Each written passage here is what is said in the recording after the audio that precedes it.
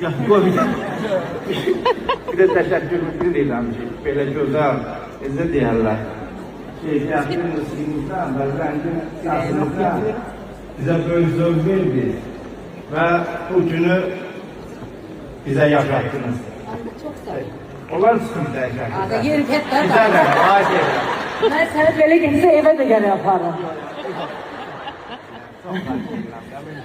Adı çeksinler, zarafat edin. Oradan da səhnədən. Hardan oradan?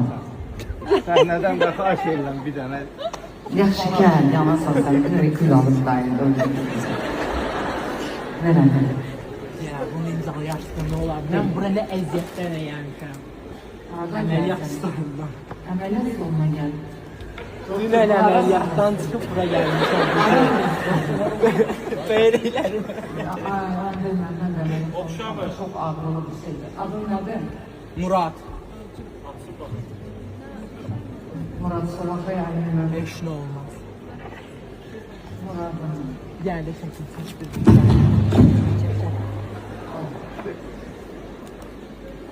Yani bunu geldim. Sağ olun.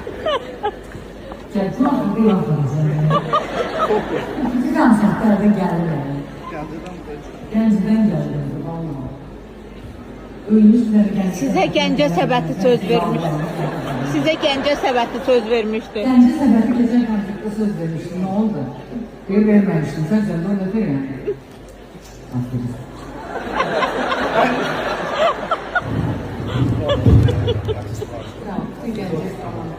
Kim çəkir? Kim çəkir? Mən video çəkirəm.